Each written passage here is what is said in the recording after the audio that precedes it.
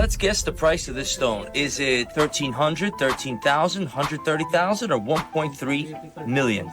Guess the price? The price is 1.3 million. That's right, $1.3 million for a single gemstone. And to give you a real sense of what we're talking about here, that ring showing on your screen right now was sold for a little over $80,000. On top of that, this gem is certified by the Gemological Institute of America, which guarantees the authenticity of the stone and pushes its market value even higher. But after all, what gemstone is this that can be worth millions and still isn't a diamond? We're talking about Paraíba Tourmaline, one of the most valuable, expensive, and sought-after gemstones on the planet, going head-to-head with high-quality diamonds and rubies. In its rough state, Paraíba Tourmaline looks like this. Look at its color. That almost fluorescent blue, with tones ranging from blue-green to neon blue, doesn't look like any other gemstone in the world. And unlike many other rare gemstones, Paraíba Tourmaline isn't locked away in one single, inaccessible place on the planet. It was first discovered in Brazil, in the state of Paraiba, which is where the name comes from. But since then, geologically similar occurrences have been identified in other countries, including Mozambique, Nigeria, and even specific regions of the United States, where the right combination of rock types and chemical composition created the perfect conditions for crystals like this to form and remain hidden for millions of years. And of course, if a stone like this is worth that much, it's because it's rare and heavily coveted, which means finding one out there is anything but easy. So the real question is, could you actually find one of these stones on your own? If you knew the right geological signs, the indicator minerals, and the basic field tests, would it be possible to identify a Paraíba Tourmaline while it's still in its rough state, before it ever passes through the hands of someone who simply knows a little more than you do? The answer is yes, and that's exactly what you're going to see now. We're going to start with how this gemstone forms, what types of rocks it's usually found in, which minerals tend to occur around it, and most importantly, how to tell a Paraíba Tourmaline apart from a common tourmaline using simple tests that anyone can do in the field or at home. Not because this is an easy task, but so that when the opportunity appears, you don't walk right past valuable crystals without realizing it, simply because you didn't know what could be there. And of course, this knowledge will also help you with other types of tourmaline that are easier to find, like black tourmaline, which is more abundant, and green tourmaline, which is a bit rarer, but both of them have solid market value, especially for anyone who's just getting started. To understand where you might find a Paraíba Tourmaline, you first need to know what makes it completely different from every other tourmaline out there. Tourmaline as a mineral group is incredibly common. You can find black tourmaline in pegmatites all over the world, green tourmaline in metamorphic rocks, pink tourmaline in lithium-rich veins, and even multicolored specimens showing 2 or 3 distinct zones of color in the same crystal. But Paraíba Tourmaline isn't just another color variation, it's a geochemical anomaly. And that's exactly why it's so rare, so valuable, and so sought after by collectors and investors worldwide. What sets Paraíba Tourmaline apart from all other blue or green tourmalines is the presence of copper and manganese in its crystal structure. These two trace elements are responsible for that electric, neon-like color that seems to glow from within, even under low light or indoor conditions. In most tourmaline deposits around the world, copper is either completely absent or present in such tiny amounts that it doesn't affect the color at all. But in the very specific geological environments where Paraíba Tourmaline forms, copper becomes concentrated in the mineral-forming fluids that circulate through fractures, pockets, and cavities in granitic pegmatites during the final stages of magma cooling. Pegmatites are coarse-grained igneous rocks that form deep underground when magma cools extremely slowly, allowing large crystals to grow. As the magma solidifies, the last remaining fluids become enriched with rare elements like lithium, niobium, and in very specific cases, copper and manganese. These fluids infiltrate cracks and weak zones in the surrounding rock, and as they cool and lose pressure, they deposit minerals in pockets, veins, and crystalline cavities. That's where tourmaline crystals grow, usually alongside quartz, feldspar, mica, lepidolite, spodumene, and sometimes beryl or topaz. In the case of Paraiba Tourmaline, the host rock is typically a highly evolved lithium-rich granitic pegmatite, often associated with much older metamorphic terrains like schists and gneisses that were later intruded by these pegmatite dikes. The original deposit in Brazil, discovered in the mid-1980s by a determined prospector named Heitor Dimas Barbosa, is located in the São José de Batalla region of Paraíba state in northeastern Brazil. The geology there consists of ancient Precambrian schists and gneisses that were cut by narrow pegmatite dikes carrying unusually high concentrations of lithium, copper, and manganese. Barbosa spent years digging by hand, convinced that something extraordinary was hidden in those hills, and eventually he was proven right when he uncovered the first vivid blue-green crystals that would later change the gemstone market forever. Since that discovery, similar geological conditions have been identified in parts of Mozambique and Nigeria and Africa, where copper-bearing tourmalines with nearly identical chemistry and color are now mined and sold internationally, often under the same Paraiba name, even though they didn't come from Brazil. The debate over whether African stones should be called Paraíba Tourmaline is ongoing in the gem trade, but from a geological and chemical standpoint, they are essentially the same mineral formed under the same conditions, just on a different continent. In the United States, there are no confirmed commercial-scale Paraíba tourmaline deposits, but small occurrences of copper-bearing tourmaline have been found in certain pegmatite districts, particularly in California, Maine, and a few locations in the southwestern states. While these stones rarely match the intense neon hues of Brazilian or top-grade African material, they still carry trace amounts of copper and can show attractive bluish-green or turquoise tones that make them distinct from iron-colored blue tourmalines. For a prospector exploring pegmatite outcrops in these regions, knowing what geological markers to look for can make the difference between walking past a valuable crystal and recognizing it for what it truly is. So if you're out in the field and you want to maximize your chances of finding Paraiba-type tourmaline, or at least copper-bearing varieties, you need to focus your search on granitic pegmatites with a strong lithium signature. That means looking for outcrops that contain minerals like lepidolite, which is a pinkish, lavender, or sometimes silvery lithium-rich mica that forms shiny, platy crystals, or spodumene, a lithium aluminum silicate that can appear as large, pale green, white, or pinkish prismatic crystals. These minerals are clear indicators that the pegmatite formed from highly evolved, late-stage magmatic fluids, the exact chemical environment where copper and manganese can become concentrated enough to produce Paraiba-colored tourmaline. Another key field indicator is the presence of other tourmaline varieties in the same pegmatite body. If you find pink tourmaline, sometimes called rubellite, or green tourmaline, known as verdolite, or even bicolor crystals showing pink and green zones, that's a strong sign that the conditions were favorable for tourmaline crystallization in general. And if the pegmatite also shows visible signs of copper mineralization, such as greenish or bluish staining on fracture surfaces, your odds of finding copper-bearing tourmaline increase significantly. In practical field terms, when you're walking through a pegmatite outcrop, examining road cuts that expose pegmatite veins slicing through older metamorphic rocks, or exploring old quarry sites where pegmatite was once mined for feldspar or mica, pay very close attention to crystal pockets. These are natural cavities or voids lined with well-formed euhedral crystals that grew freely into open space rather than being crushed or deformed by surrounding rock. Tourmaline crystals in these pockets tend to grow as elongated, striated prisms with strong vertical grooves running the entire length of the crystal. They may be partially embedded in massive quartz or feldspar, or they may have already broken free due to weathering and ended up mixed into the loose gravel, soil, and rock fragments at the base of the outcrop. In many documented cases, the most valuable tourmaline specimens, including Paraiba-type material, are found not by digging deep with heavy equipment, but by carefully examining the naturally weathered material that erosion, rain, freeze-thaw cycles and time have already loosened and exposed.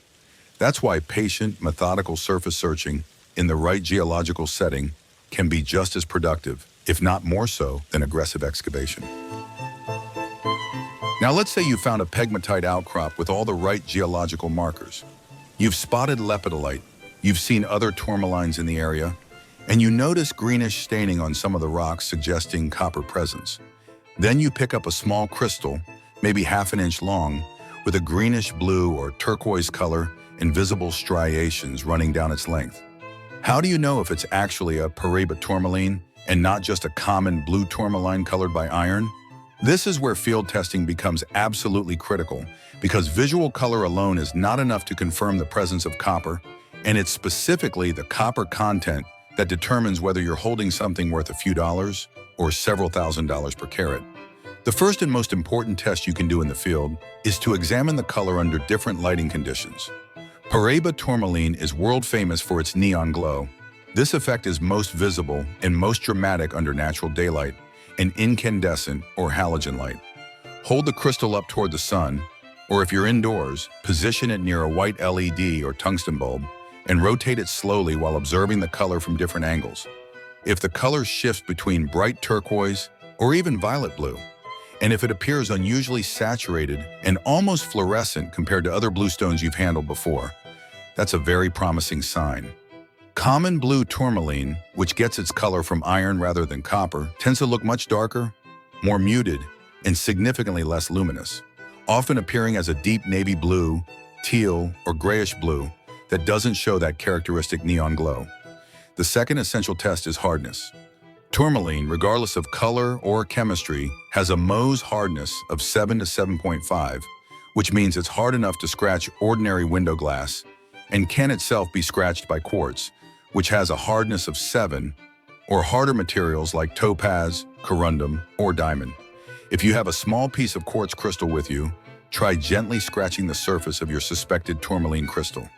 If the tourmaline resists scratching or only shows very faint marks, and if it can scratch glass when you test it the other way around, you're almost certainly dealing with tourmaline and not a softer mineral. If it scratches easily and leaves visible grooves, it's probably apatite, which has a Mohs hardness of only 5, or possibly fluorite, calcite, or another softer mineral that can sometimes show blue or green colors. This simple scratch test helps you eliminate a huge number of look-alike minerals right away without needing any special equipment. The third important test involves examining the crystal structure and surface features. Tourmaline forms in elongated prismatic crystals with a distinctive triangular cross-section when you look at the crystal from the end. The sides of a tourmaline crystal are almost always striated, meaning they display parallel grooves or striations running lengthwise from one end of the crystal to the other. If you can see these vertical striations clearly, especially under magnification with a hand lens or jeweler's loupe, that's a very strong indicator that you're holding tourmaline and not apatite, which all have different crystal habits and surface textures. Also check the termination shapes at the ends of the crystal. Tourmaline crystals often show asymmetric terminations, with one end forming a rounded, domed shape and the other end showing a flatter or more angular face. This asymmetry is called hemimorphism, and it's a diagnostic feature of the entire tourmaline mineral group. So now you've done all your field tests, examined the color under different lights, confirmed the hardness and crystal structure, and everything points strongly toward copper-bearing tourmaline. You're holding what could very well be a genuine Paraíba-type stone. But before you start making plans or reaching out to buyers, you need to understand exactly how rough Paraíba tourmaline is valued in the current market and what happens to its price once it's professionally cut, polished, and set into jewelry. The value of rough Paraíba tourmaline depends on 3 primary factors: color intensity, clarity or transparency, and carat weight. By far the most critical factor is color. The absolute top-tier Paraíba tourmalines are those that display a pure, vivid, electric neon blue or slightly greenish blue hue, often described in the trade as Windex blue, swimming pool blue, or neon turquoise. Stones with this ideal color, even if they contain minor inclusions or small internal fractures, can sell in rough form for anywhere from $1,000 to as much as $3,000 per carat, and sometimes even higher if the piece is exceptionally clean and large. If the color is slightly less intense, leaning more toward a softer greenish blue or turquoise tone without that strong neon glow, the price typically drops to a range of $300 to $800 per carat in rough form.